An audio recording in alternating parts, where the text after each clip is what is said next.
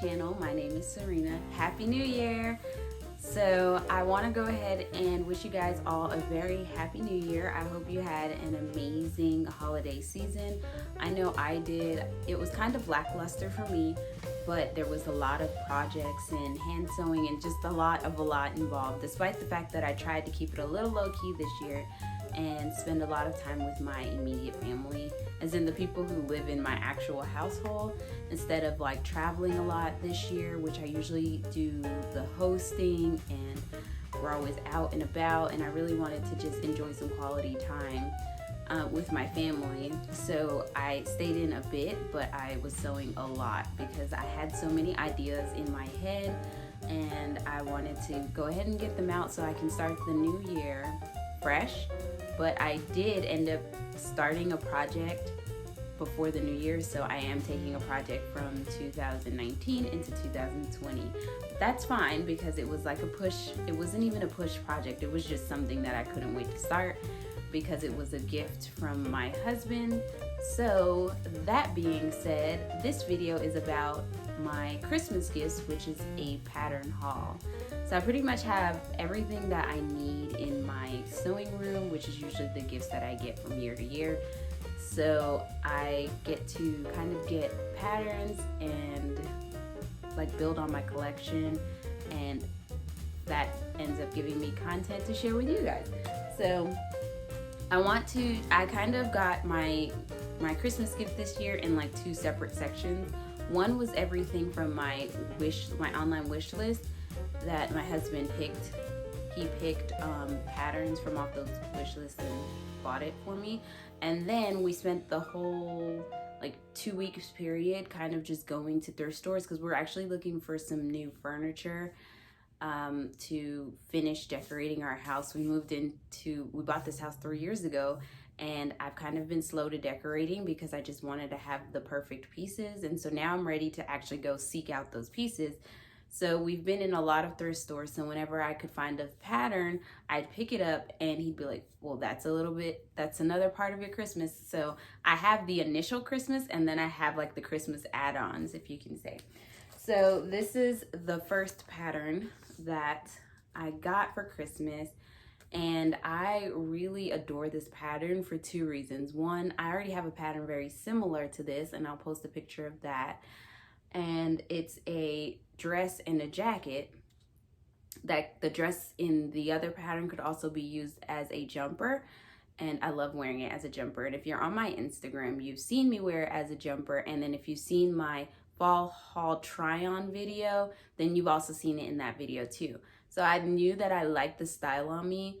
This one's a little bit smaller, so it requires less adjustments. So the fit should be better, and I'll just have to make less adjustments. But the big reason why I really wanted this pattern was because it came with a long line jacket, and this jacket is just adorable. And I love suits. I like making them. I love separates because it gives you a lot of dressing opportunities. But I really like the opportunity of just having more practice with making suits, because I'd love to make my husband some tailored jackets and vintage suits.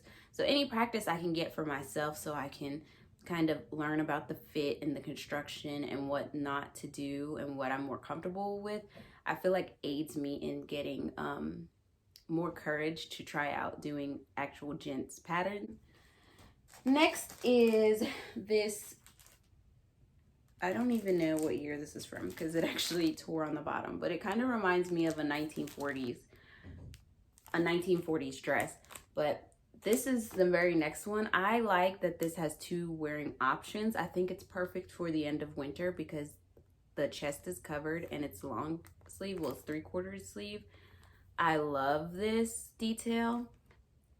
But then I also like that the same exact pattern, the same silhouette, can be made for the spring and summertime, which I live in the South, so that will be here pretty soon.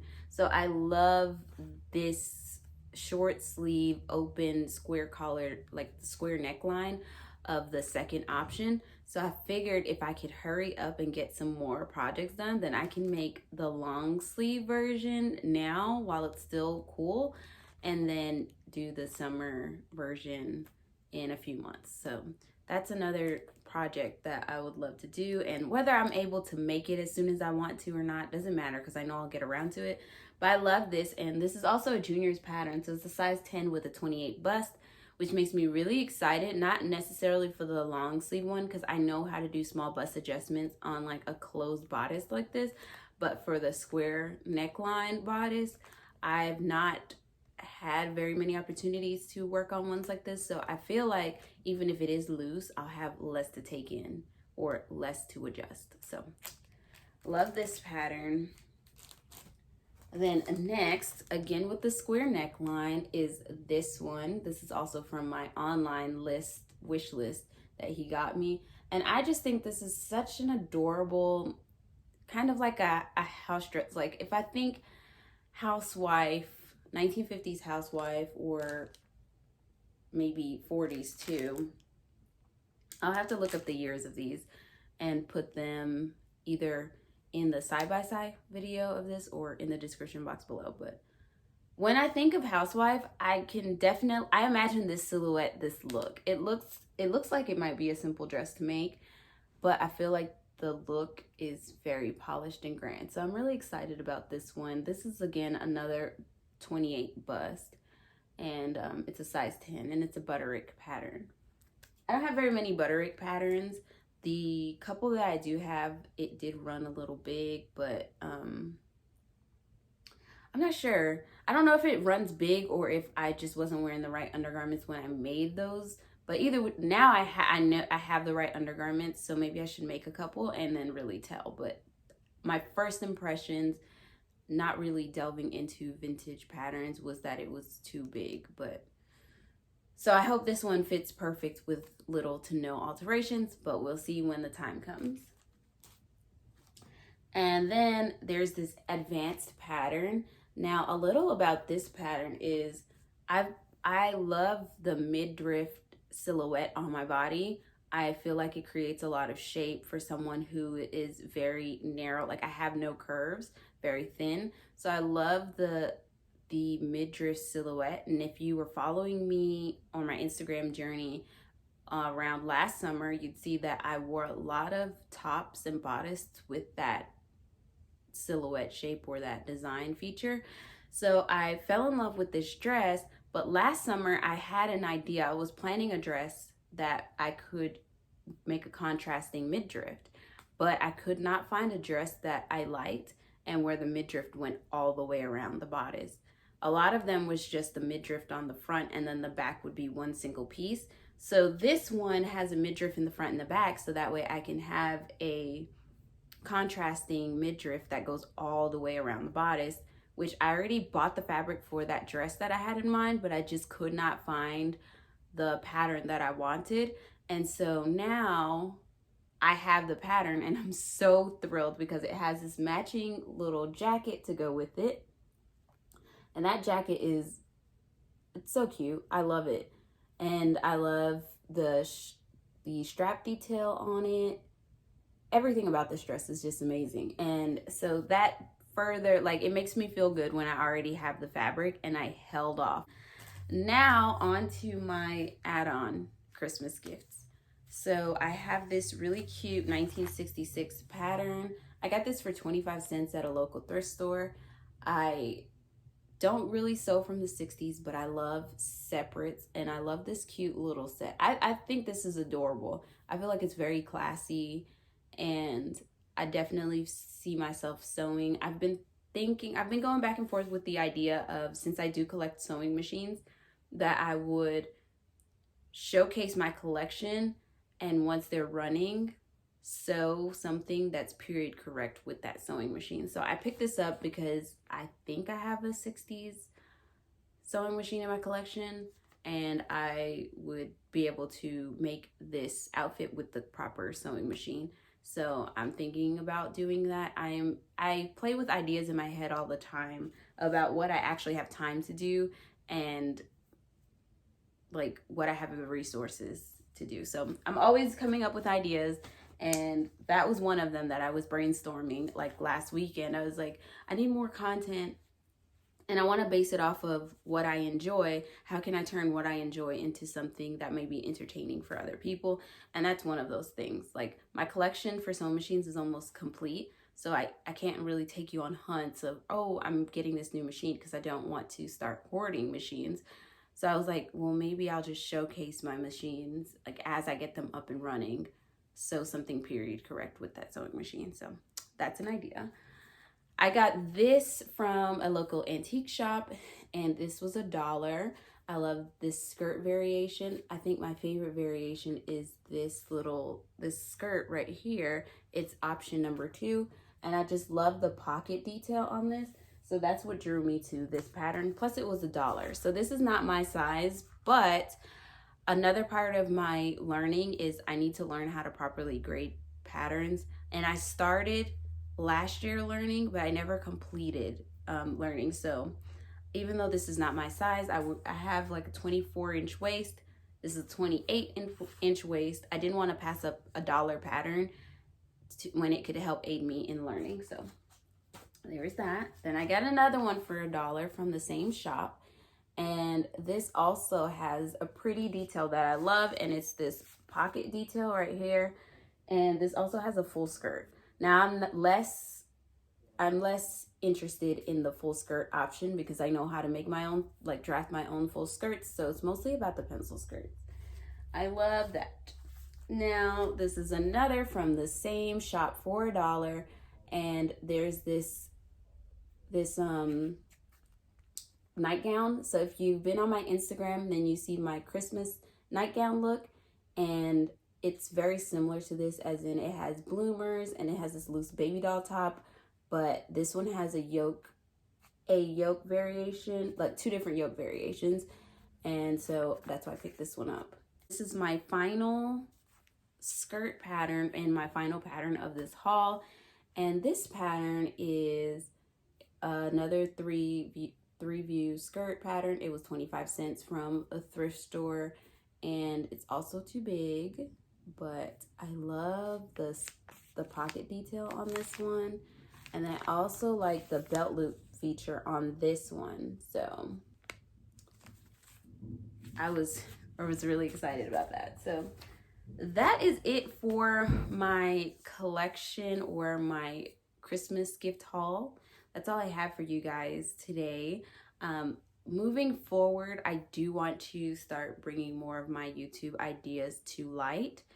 And I definitely wanted to do the vintage sew and tell, where I kind of do it's sort of like a pattern review for patterns. I didn't want to call it a pattern review simply because I know that a lot of these patterns aren't going to be easily accessible like a normal review would be. So kind of just like telling you the condition of the envelope, how easy it was to read, and the finished product of bringing that piece to life. So I wanted to do that, and I actually filmed that like 2 or 3 times last year, but I was not happy with how long the process was taking, and I didn't know a way to kind of keep it short enough that it's interesting, but long enough that people could get something out of it.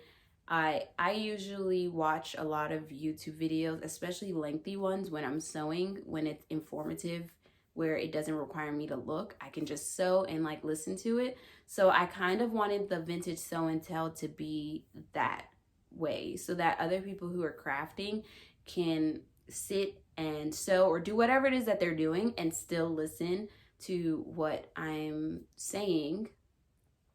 And it'd be interesting for both someone who is watching, like physically watching, and someone who's just listening. So once I can find that balance, I will definitely start doing those.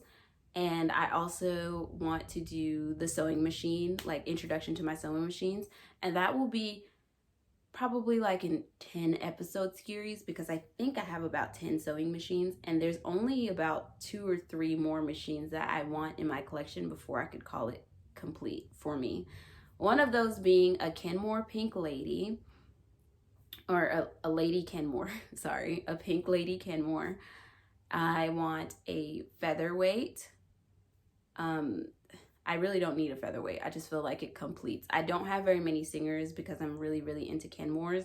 So I feel like if I had to choose certain singers, the featherweight is one of those. I'm just looking for the right price because I'm not trying to overspend on a straight stitch machine. Kind of crazy.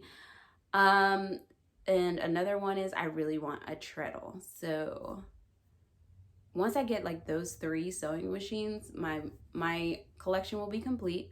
And so then I will do an introduction to my sewing machines by sewing on them, giving a little bit of history, both of the actual machine and like who I got them from, because I kind of remember all the cute little stories that go along with most of my machines if they came with one. So I'd like to just do that, do more machine information, probably feature my husband doing a little bit of machine maintenance, like the simple upkeep of your sewing machines, how to clean them and service them. So if you do sew a lot, but you can't service your own machine and you sew with the vintage machines, then I can do a display on how you can get back onto, like if you have a really busy holiday like I did, a lot of people sent their machines away to a shop to get it fixed, and I did not have to do that. I called my husband in, he did the maintenance for our machine, and it was up and running within like 15-20 minutes. So didn't have to send it to a shop, got it all done at home. So I want to do videos like that. And if you guys have any suggestions, feel free to leave it in the comment sections.